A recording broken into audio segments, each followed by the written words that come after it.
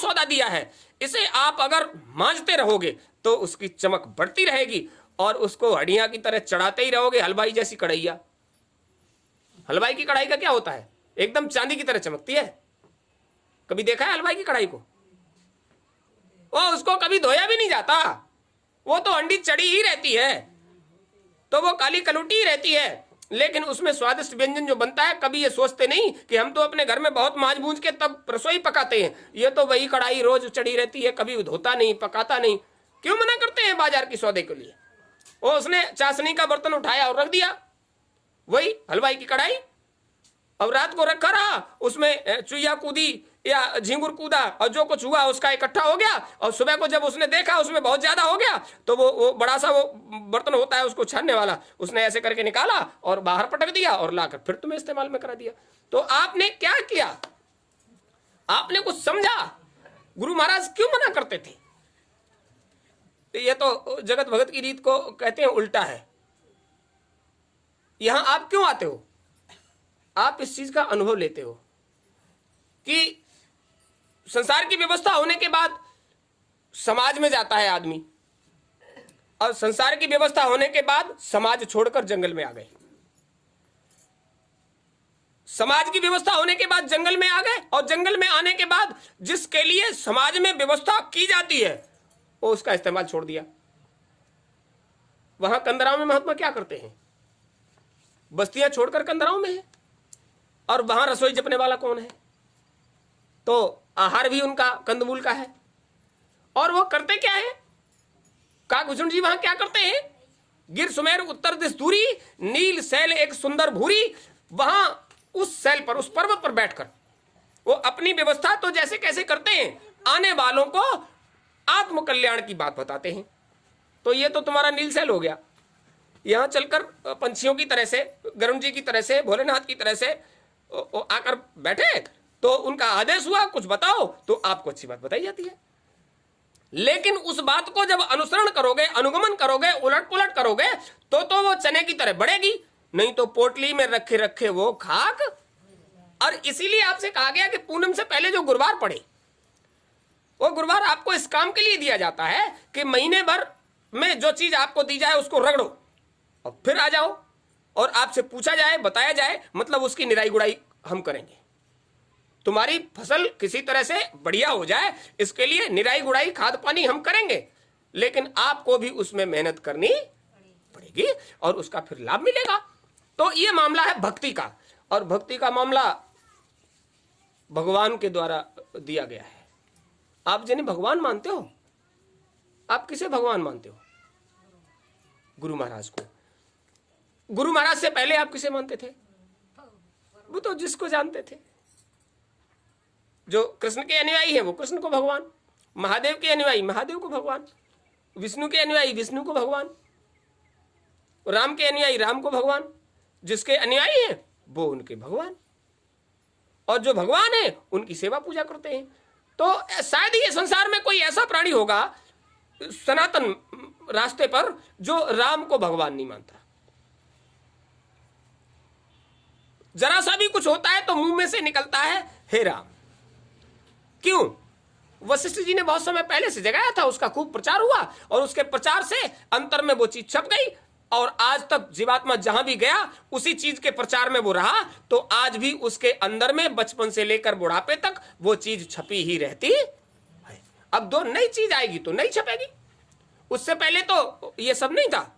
राम के जमाने से पहले ये सब नहीं था। राम नाम से सवाल नहीं थी उस समय ऊपर का मामला था। सज्जुग सब योगी विज्ञानी कर हर भजन तरे भप्राणी, उमा कहूं में अनुभव अपना सतहरि भजन।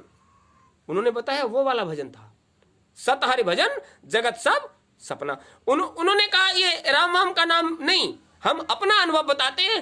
भगवान महादेव ने कहा अपनी पत्नी को समझाते हुए, सतहरि का भजन जो है वो वास्तविक चीज है, बाकी संसार में जो कुछ देख रहे हो सपने की तरह है, आज है कल रहने वाली नहीं। तो अब देखिए उन्होंने इस चीज का अनुभव दिया जो राम को भी बहुत मानते हैं। क्या उन्होंने ये कहा हम राम को नहीं मानेंगे, या उन्होंने कहा हम गुरु को नहीं मानेंगे? आपको एक रोज बताया था उत्तराखंड में वो जो काकभूषण जी थे वो बार बार जिद कर रहे थे, चर्चा आपको सुनाई थी कि एक बार हरिमंदिर जपत रहे शिव नाम, गुरु आए अभिमान तय उठने कीन प्रणाम। ये आपको बताया था। गुरु का अपमान किया तो महादेव को क्रोध आ गया। क्यों आ गया? अरे महादेव का थोड़ी अपमान किया था, और गुरु का सम्मान नहीं किया था, अपमान थोड़ी किया था। केवल सम्मान नहीं किया था, उनके आने पर जो मर्यादित व्यवहार है वो तुमने नहीं किया, हम उसे बर्दाश्त नहीं कर सकते। अगर महादेव को भगवान जानते मानते हो तो आप समझ लीजिए महादेव को क्रोध आ जाता है अगर गुरु का सम्मान नहीं किया। और उनका क्रोध इतना था कि उन्होंने कहा भांति भांति की योनियों में भ्रमण करेगा और अंतिम समय में तू अजगर बनेगा, ऐसा श्राप दिया। और गुरु ने निवेदन करके वो श्राप मुक्त कराने के लिए निवेदन किया। तो रुद्राष्टक में उन्होंने निवेदन किया था, उनकी वंदना की, उनको प्रसन्न किया, उनकी प्रशंसा की। अरे आप तो दयाल हो, आपको दया करना है। अब जब उन्हें काल के नुमाइंदों को दयाल कह दिया, वो पुलिस का सिपाही आ जाए और आप उससे कहो दरोगा जी आप थोड़ी मदद कर दीजिए, उसे लगता है हम सच में तो दरोगा जी हो गए, और वो नहीं करने होता है वो भी करता है। एक छोटा सा नुमाइंदा और बड़ा पद कह के उसको साहब सरकार कह के बात करो तो उसे लगता है कि हम सरकार हो गए। हालांकि उसका रौब बढ़ जाता है, लेकिन तुम्हारी व्यवस्था करेगा, मदद करने की कोशिश करेगा। ये चालाकी वाली बात। तो उनसे क्या कहा, आप तो दयाल हो, दयाल हो, इसलिए आपको मदद करनी चाहिए।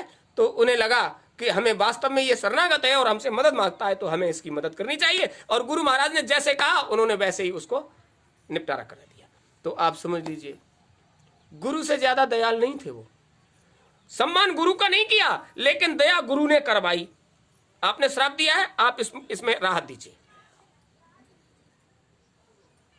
गुरु का सम्मान नहीं हुआ था, उनका तो सम्मान कर रहे थे, जपत रहे शिव नाम, वो तो नाम उन्हीं का जप रहे थे, फिर भी उनको नहीं पचा। तो इसका मतलब यह है कि संत मत ऐसा सौदा है जो भक्ति का मत है, और लोकमत भक्ति और ज्ञान का मत है, यानी वो ज्ञान के साथ चलता है। संत मत में ज्ञान की नहीं भक्ति की ही आवश्यकता है, भक्ति मां है। ज्ञान और वैराग्य की आवश्यकता नहीं है संत मत में। ज्ञान और वैराग्य तो उसके बेटे हैं। आप ये अभी कल समापन हुआ है भागवत का, चूंकि इधर तो भागवत सुना तो हमको बहुत अच्छा लगा, बहुत बढ़िया से भागवत वो देवी जी करती थी, इतना बढ़िया गाती, खूब बढ़िया बजाती, और इतने अच्छे अच्छे गीत आप लोग याद कर लेते तो अपने घर के बुलहुआ में खूब गाते, बढ़िया वाले गीत थे। लेकिन संत मत में ये गीत गाना होता नहीं है।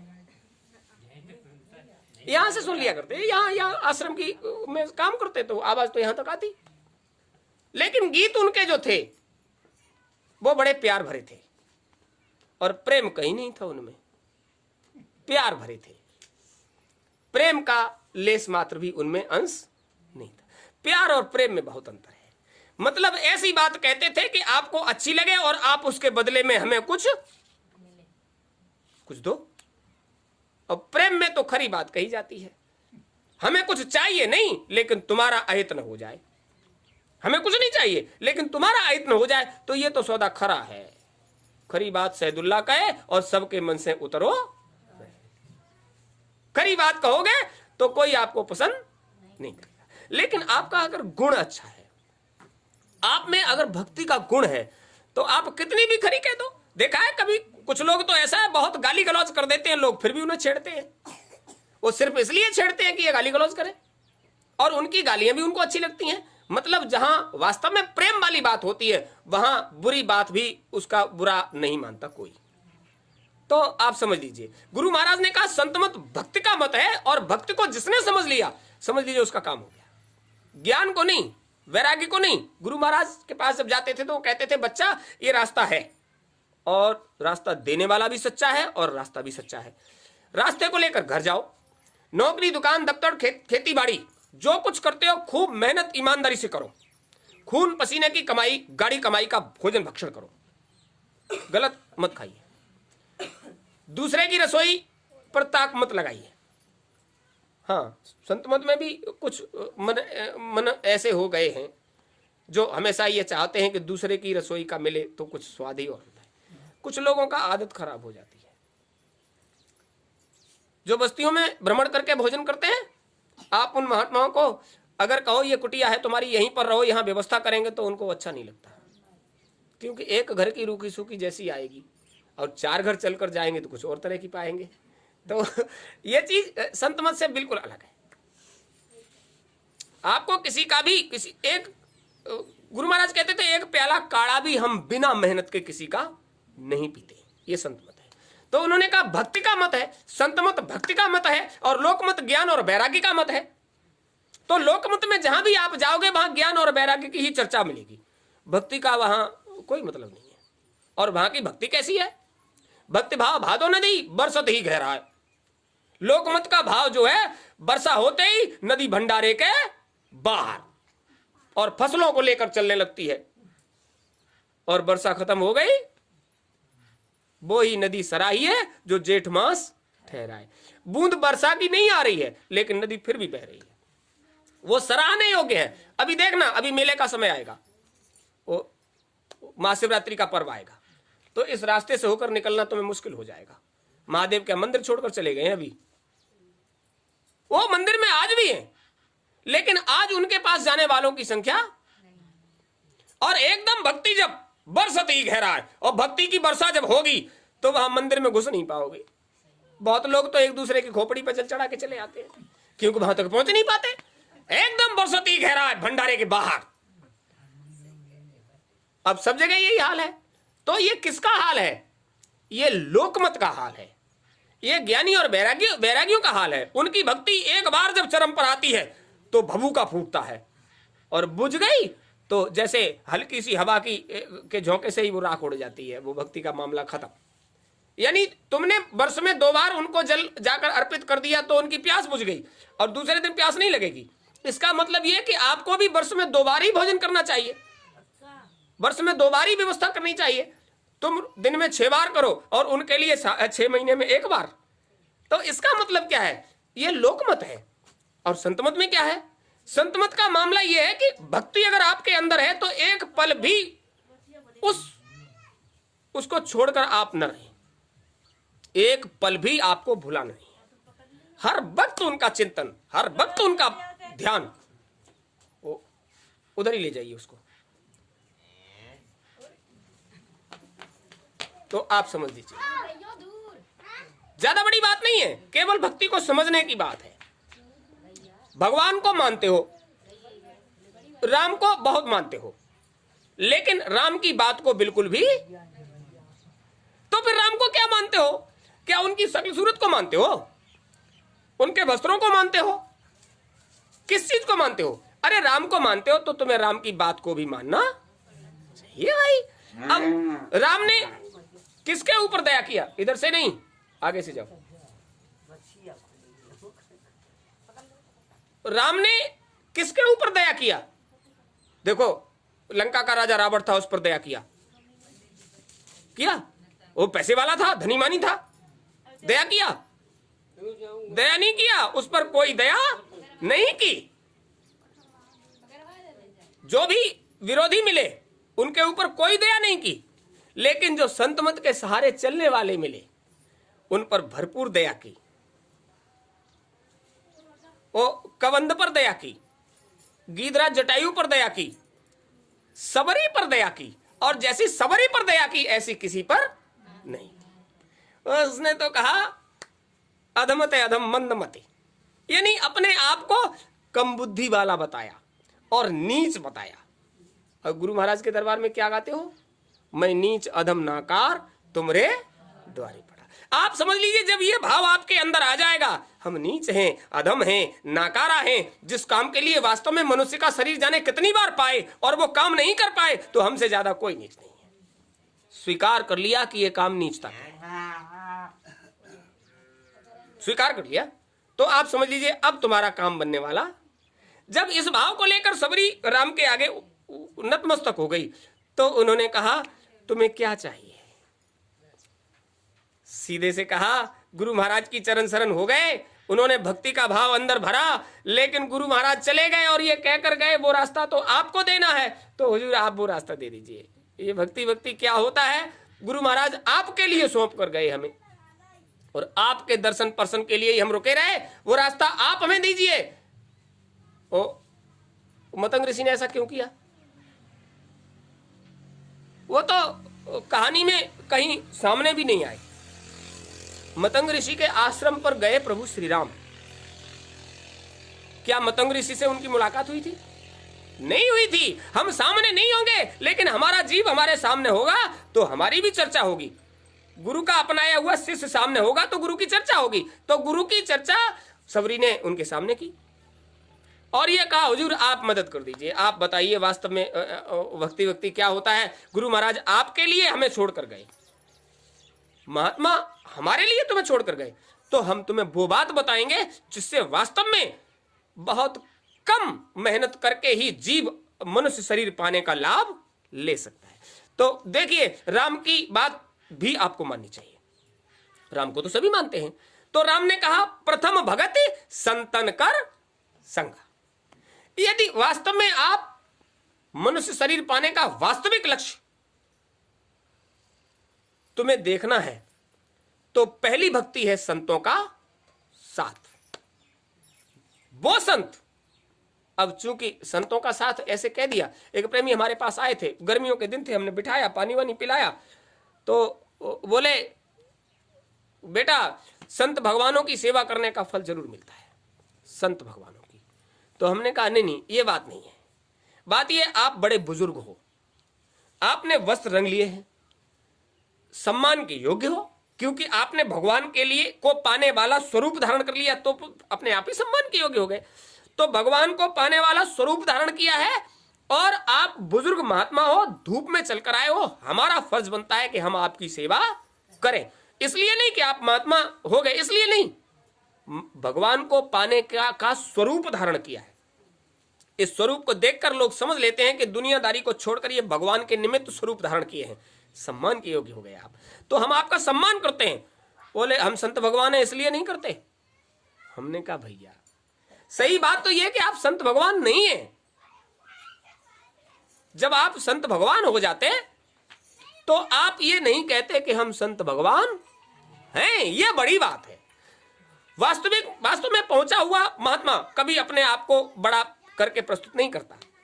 बोले वो कैसे? तो हमने उनसे कहा, संयुक्तो अनंता इति संता, हमारे गुरु महाराज कहते थे, जो उस अनंत सत्ता से संयुक्त हो गया है, जुड़ गया है, उसी को केवल संत कहलाने का अधिकार है।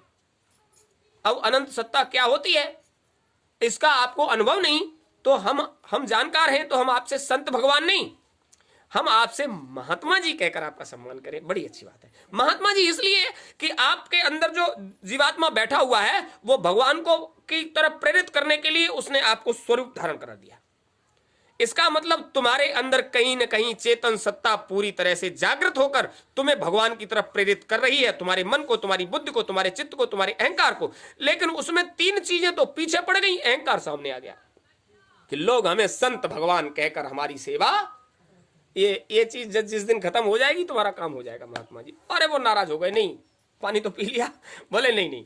हमने कहा सत्संग सुनो, सत्संग सुनोगे तो बातें समझ में आ जाएंगी। वो ये बिल्कुल सही बात है कि हम दाढ़ी बाल नहीं रखे, ये बिल्कुल सही बात है कि हम अपने आप को इतना छुपा कर रखना चाहते हैं कि वो अभी बताया था वो सब छुपा कर रखने की चीज है। तो क्या कहा, प्रथम भगत संतन कर संगा, यानी पता करो, आचरण व्यवहार से नहीं जान सकते, संपर्क में आने से जान सकते हो कि ये कैसी प्रवृत्ति प्रकृति के हैं। उनके क्रियाकलापों को देखकर जान सकते हो कि इनकी प्रवृत्ति कैसी है। और प्रवृत्ति जिसकी संत मत से जुड़ गई है आप उसकी संगत करो।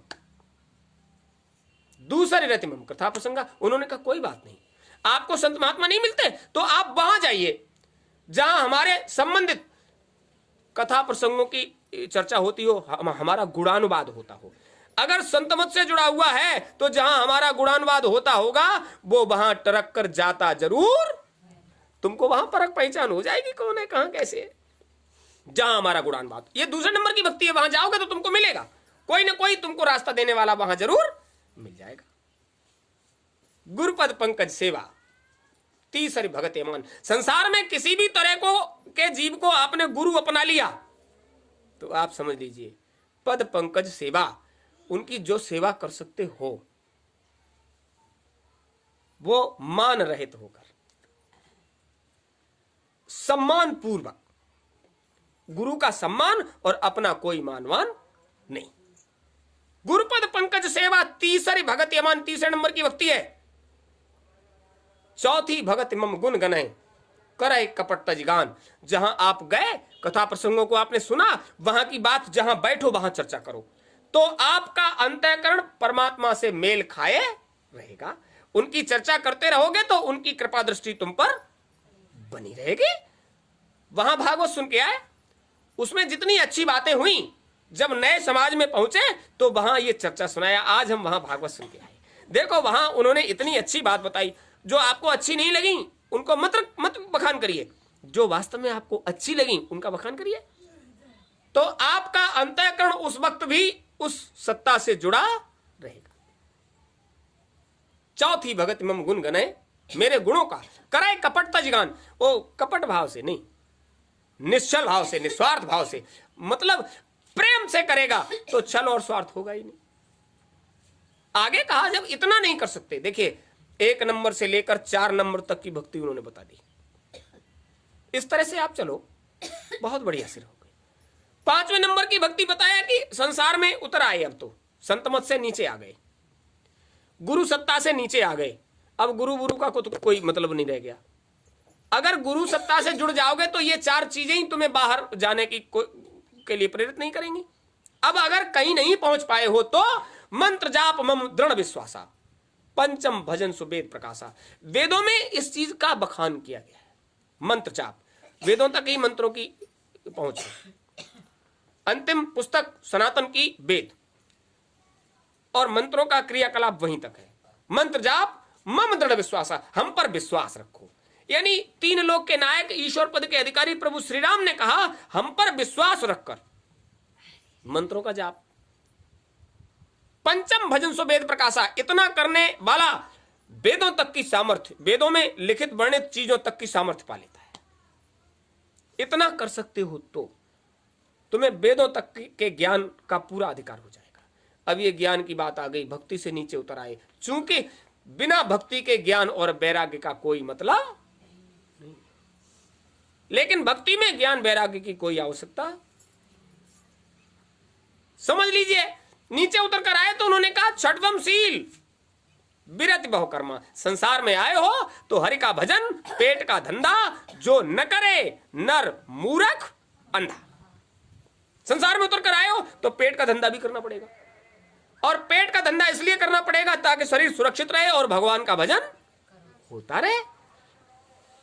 गुरु महाराज कहते थे इस बात में जो बात कही गई है उसी हिसाब से चलो। तो इस बात में पहली बात है हरि का भजन। सुबह उठ जाओ, चारपाई पर बैठ जाओ और जो रास्ता दिया है उस पर चलो, पहले भजन करो। चारपाई छोड़ दो, संसार के लिए आ गए, पेट का धंधा लग जाओ दिन भर, और दिन भर के बाद जब तुम्हारा अपना समय हो फिर से चारपाई पर जब पहुंचो, अब तुम्हारा समय, पति पत्नी बाल बच्चे माँ बाप परिवार सबकी सेवा हुआ और फिर शयन करने गए, चारपाई पर पहुंचे, अब तुम्हारा समय शुरू हो गया। अब समझ लीजिए पेट के धंधे के बाद फिर से किस चीज में आ गए, हरि का भजन। सोते सोते करो और जागते जागते करो, बाकी संसार का जितना काम है खूब करो, कोई मना नहीं करता। तो कहते हैं छठम शील, शील स्वभाव रखो। विरति बहुकर्मा, संसार के जितने काम हैं सब करो, लेकिन उसमें स्वभाव में शीलता मत छोड़िए। शील स्वभाव से, सरल स्वभाव से, बढ़िया भाव से संसार की सेवा करो। निरत निरंतर, यही चीज समझने की है। निरत निरंतर, ये भजन का मामला है। अभी विरति बहुकर्मा, विरति बहुकर्मा, संसार में जितने पूजा पाठ क्रिया कलाप जाति जाति भगतई जो कुछ होता है सब करो, जल चढ़ाना अर्घ देना जो होता है करो, कोई मना नहीं करता, यह विरति है।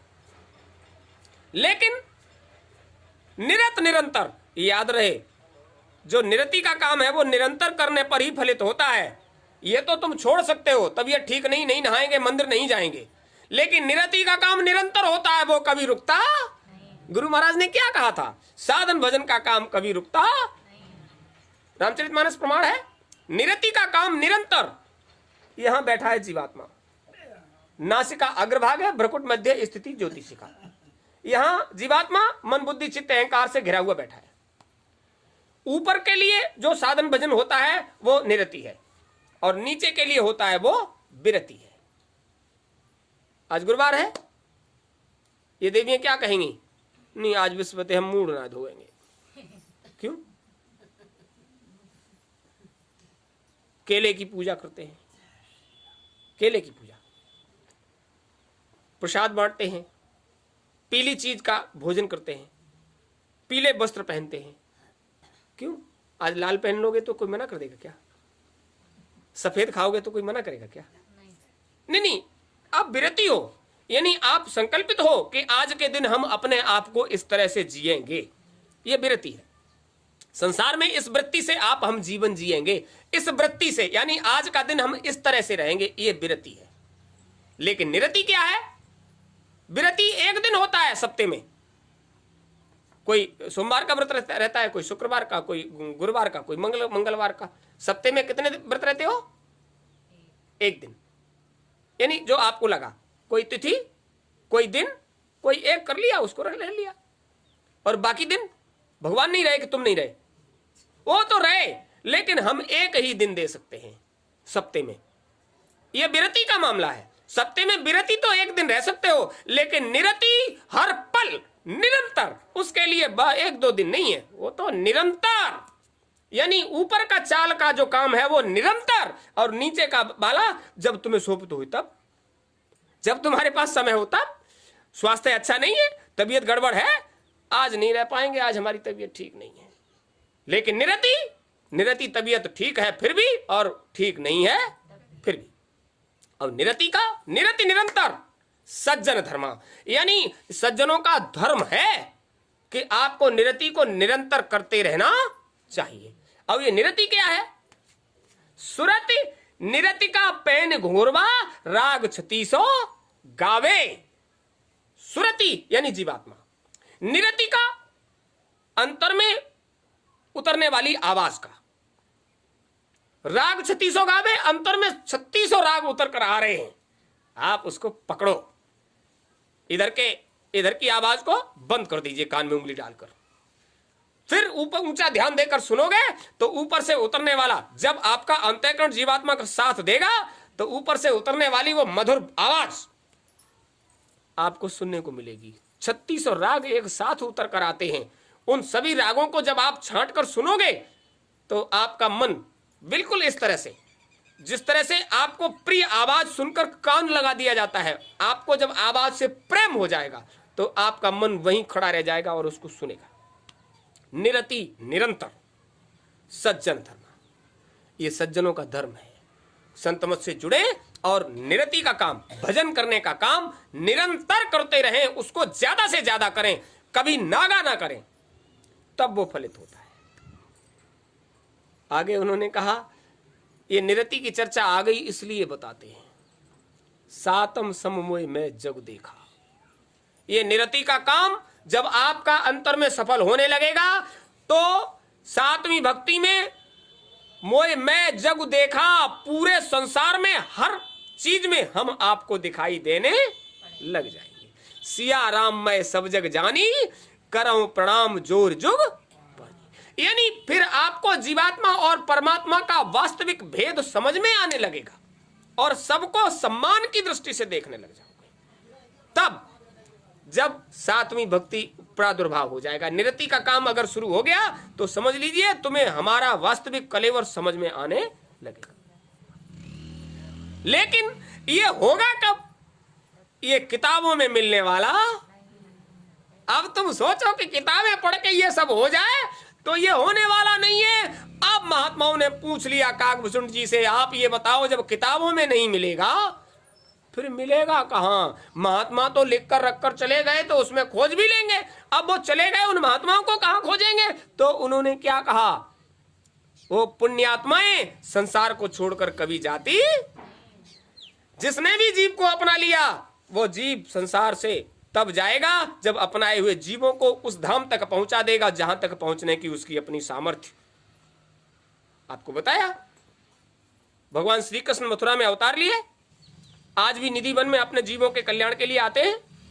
प्रभु श्री राम अयोध्या में अवतार लिए, आज भी अपने जीवों के कल्याण के लिए चित्रकूट में आते हैं। अभी 500 साल 600 साल पहले गोस्वामी जी महाराज की भेंट हुई थी चित्रकूट के घाट पर। भाई संतन की भीड़ तुलसीदास चंदन घिसे खोर देत, अभी अभी मुलाकात हुई। कोई भी छोड़कर नहीं गया है, सब यही है। जिसने जिसको अपना लिया है उसको निज घर तक जब तक नहीं पहुंचा देते तब तक वो उसे छोड़ने वाले। ये बात कैसे पता चलेगी आपको? सातम सम्मोह में जब देखा, मोते संत अधिक कर लेखा। जब वास्तविक संत जो होंगे उनकी संगति में रहने वाला अथवा संत की संगति, इन दो में से किसी की संगति हो जाएगी तो तुम समझ पाओगे वो उस भेद को, नहीं तो इस भेद को बताने वाला किताबों का के अंदर कोई चीज। अब बताओ, गोस्वामी जी महाराज कहते हैं, नेत नेत जय वेद निरूपा, निजानंद निरुपाधि अनूपा, शंभ बिरंच विष्णु भगवाना, उपजय जासु अंश तैनाना। वो कहते हैं ऐसे ब्रह्मा विष्णु महादेव करोड़ों उनके अंशों से पैदा होते हैं। वेद कहते हैं नई इति नई इति, हमारे अंदर उस बात की समाप्ति नहीं होती। हम में तो शुरुआत भी नहीं होती, समाप्ति कहां से हो जाएगी? अब सनातन की सबसे मूल पुस्तक वेद, और वो कहते हैं कि वो भेद हमारे अंदर नहीं है, तो बताओ किताबों में कैसे मिल जाएगा? वो भेद महात्माओं के संपर्क में आने से मिलेगा। तो उन्होंने साफ से कह दिया, सातम सम्मोह में जब देखा, मोते संत अधिक कर लेखा। ये चीज अगर जानना चाहते हो तो पूर्ण संतों के पास जाओ या उनकी संगत वालों के पास जाओ, तो ये भेद मिलेगा। आठम जथा लाभ संतोष, 8वें नंबर की भक्ति, जो लाभ हो जाए उसी में संतोष कर लीजिए। 8वें नंबर की भक्ति, लेकिन बस यही चीज पचती नहीं। जो हो जाता है उसमें सब्र नहीं। जितने सरकारी महकमे में लोग अभी काम कर रहे हैं, वेतन मिल रहा है 80,000 रुपया, 90,000 रुपया, 1 लाख रुपया। पद है पुलिस में दरोगा, सिपाही, इंस्पेक्टर, आयकर विभाग में बड़े से बड़े अधिकारी, धनी मानी सब कुछ है। लेकिन रोड पर अगर खड़े हो गए तो डंडा लगाया, 100 रुपए दो, तो 100 रुपए चाहिए, 100 रुपए दो, नहीं तो हम तुम्हारा चालान। और 1 लाख रुपए में तुम्हारी पूर्ति नहीं पड़ी, इस बेचारे गरीब के 100 रुपए निकाल के जेब से ले लोगे तो तुम्हारी पूर्ति पड़ जाएगी। आठम जथा लाभ संतोषा, यानी जो वास्तव में तुम्हारे हक का है उसमें संतोष करो, तो अपने हक के भाव में आप आते ही नहीं। परमात्मा ने जो दिया है उसमें सब्र नहीं और होता। सपने नहीं देखे पर दोषा, दूसरे के दोषों को मत देखिए, लेकिन अभी आप बैठ जाइए गांव समाज में जाकर, आप चुपचाप बैठे रहिए, कान पक जाएंगे सुनते सुनते, क्योंकि वो इतने गुणवान हैं कि संसार में दोष ही दोष नजर आते हैं उन्हें। वो बहुत गंदा आदमी है, ऐसे उनकी उंगली हमेशा सीधी रहती है, वो बहुत गंदा आदमी है। और उंगलियां क्या कहती हैं उनकी तरफ बाद में देखना, तुम्हारी तरफ 3 हैं, उनमें एक गंदगी है और तुम उससे 3 गुने ज्यादा गंदे हो। ये देखो तुम्हारा व्यवहार तुम्हें क्या बता रहा है, तुम उनसे 3 गुने ज्यादा गंदे हो। ऊपर वाले को सुमिरो, उसे मत देखो और इसे भी मत देखो। अंगूठा क्या कहता है? ऊपर वाले को सुमिरो, इन सबकी गंदगी बुराई को छोड़ो, तुम क्या झंझट में पड़े हो। परमात्मा ने जो दिया है उसमें सब्र करो। परमात्मा ने तुम्हें इतना दिया है कि इतना संसार में कोई नहीं दे सकता। भगवान न करे किसी के साथ कोई अनहोनी हो जाए। जिसके साथ अनहोनी हो जाए उससे ये कहो कि आपका लीवर खराब हो गया, आपका किडनी खराब हो गया, आपका शरीर का कोई भी अंग गड़बड़ हो गया, आप जाओ बाजार से खरीद कर डाल लीजिए। खरीद सकते हो? और खरीद भी लोगे तो तुम्हारे पास इतनी दौलत है कि आप उसकी कीमत चुका सको। होता है प्रत्यारोपण। उस प्रत्यारोपण के लिए आपको कितना धन जुटाना पड़ेगा, तब उस अंग का प्रत्यारोपण कराओगे। परमात्मा को कितना धन दिया कि उसने सारे पूरा सर्वांग शरीर और स्वस्थ निरोग जब दिया तो एकदम बढ़िया।